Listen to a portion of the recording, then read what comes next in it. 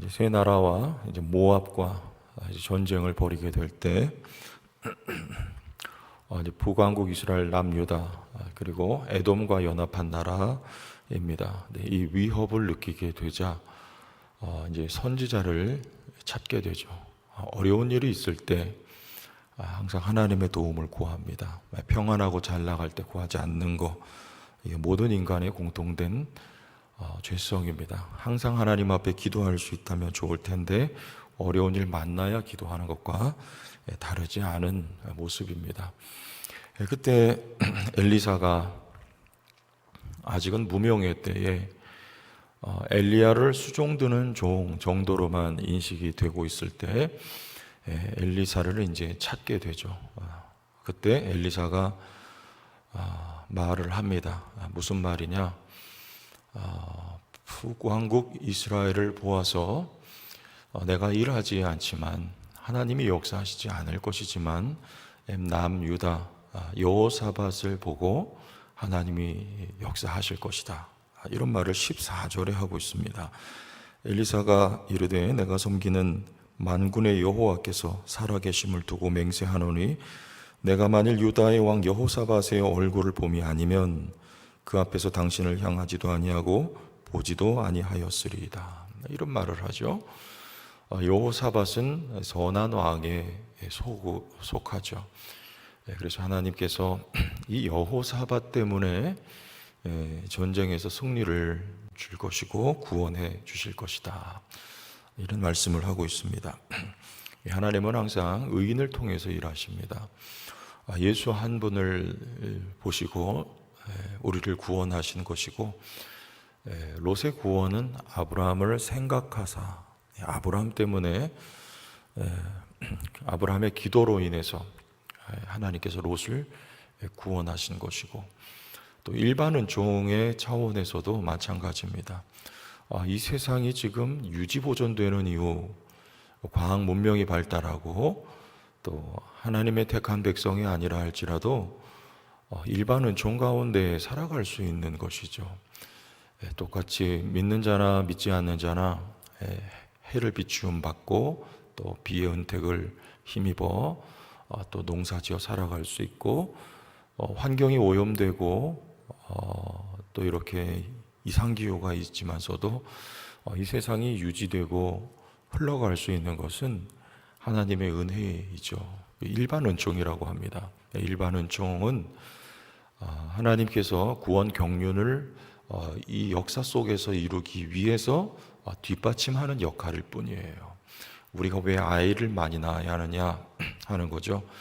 우리 일반적인 차원에서는 아이를 낳지 않으면 나라가 사라지게 되죠. 그러나 성경에서 아이를 많이 낳으라는 것은 일반 은총적인 면도 있지만, 그러나 거기 특별 은총의 은혜가 담겨 있습니다. 자녀를 낳아야 구원받을 백성들이 계속 일어날 수 있기 때문이에요. 생육하고 번성하라 말씀하신 이유이기도 한 것이죠.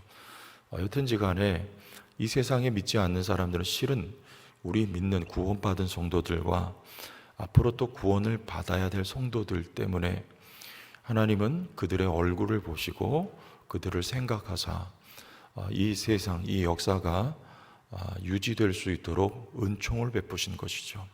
또 더 좁게 처음 우리가 예수를 믿게 되면 주 예수를 믿으라 그리하면 너와 내 집이에요.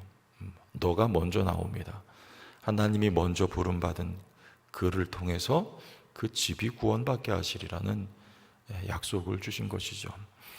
우리는 이 복된 자리, 여호사밧이 그 자리입니다. 하나님을 경외하는 자리예요. 하나님이 믿음을 다 넣어주신 심령, 여기 복이 있는 것입니다. 오늘 우리가 그 자리에 있다. 더불어 구원받는 자리보다, 그것도 물론 은혜이지만 또 더불어 흘러가는 인생들보다 어떻게 보면 하나님께서 주인공처럼 쓰는 인생, 여호사밧, 이 새벽에 나와 부르짖는 여러분들이 되시길 축복합니다. 여러분들의 기도를 들으시고 구원하시는 은혜, 여러분들의 기도를 들으시고 여러분들의 직장과 사업터가 복을 받는 은혜, 여러분들의 존재로 인해서 여러분의 가정이 은혜를 덧입는, 힘 입는 은혜, 여러분들의 신앙으로 말미암아 교회가 복을 받는 은혜, 이 주인공의 자리에 여러분 모두 자리매김을 하시고 뿌리를 굳게 내리시기를 축복합니다. 첫 번째, 그와 같이 하나님은 여호사밧을 통해서 북왕국 이스라엘, 에돔까지도 구원을 하셨다라는 것이고, 두 번째 초점은 27절을 보면 소득이 없는 전쟁처럼 보입니다. 27절을 보세요.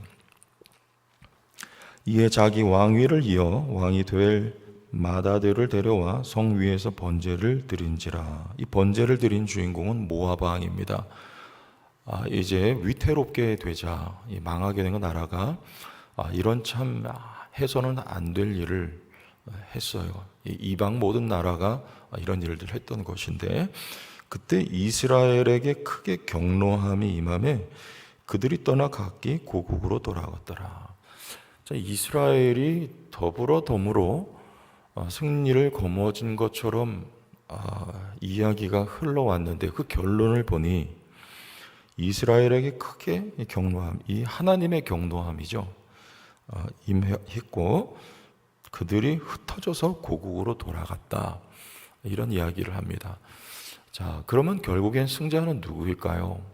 오늘 이 이야기의 초점은 단연 엘리사에게 있습니다. 여러분, 엘리사는 아직 알려지지 않은 선지자예요.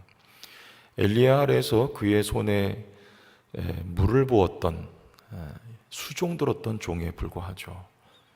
모세 때에 여호수아는 모세를 시종 들던 종으로 그게 그의 명성이 알려지지 않았던 때가 있었던 것처럼 지금 엘리사는 마치 그와 같은 존재입니다. 그러나 그의 권위가 필요해요. 이제 엘리야의 시대는 지나갔고 하나님은 엘리사를 통해서 일하실 것입니다. 그때 엘리사에게 명성이 주어져야 되고, 그리고 그에게 하늘의 권위가 덧입혀져야 그의 말씀의 권위도 더불어서, 권위는 말씀으로 선포가 될 수 있기 때문입니다. 자, 여기서 우리가 생각을 하면 돼요. 권위라고 하는 건 필요합니다. 특히 우리가 주의 일을 할 때에 하나님이 직분을 주시면 그 직분자들에게 걸맞는 권위가 있어야 돼요. 장로님들은 장로의 권위가 있어야 되고, 권사님들은 권사의 권위가 있어야 되고, 안수 집사님들은 또 집사님의 권위도 필요합니다. 근데 그걸 누가 주시나? 오늘 말씀을 통해 보세요. 하나님께서 일을 맡기실 때 하나님이 거기에 걸맞는 권위를 하나님이 주시는 거예요. 그러니까 내가 취하는 게 아닙니다. 내가 높아지려고 하는 거 절대 아니에요. 여기 엘리사는 그런 생각을 해본 적이 없어요. 스스로 나를 드러내려고 하는 것은 사탄일 뿐입니다. 이게 마귀였어요. 그러나 우리는 늘 겸손한 자리에 엘리야에게 때로는 시종으로서 그 손을 씻을 때 물을 붓는 일을 수종들었던 종입니다. 그러나 이제 때가 되자 하나님의 능하신 손 아래서 겸손했던 엘리사를 하나님이 높여주시는 장면이, 이 어마어마한 엄청난 사건을 통해서 엘리사의 이름이 돋보이고 그에게 하나님의 말씀의 권위가 참된 권위로 선포될 수 있도록 하나님께서 그의 권위를 세워주시는 것이죠. 여러분, 우리도 이와 같은 방식으로 합당한 권위가 우리에게 주어지고 우리를 높여주셔서 하나님이 쓰시기 위한 것이죠.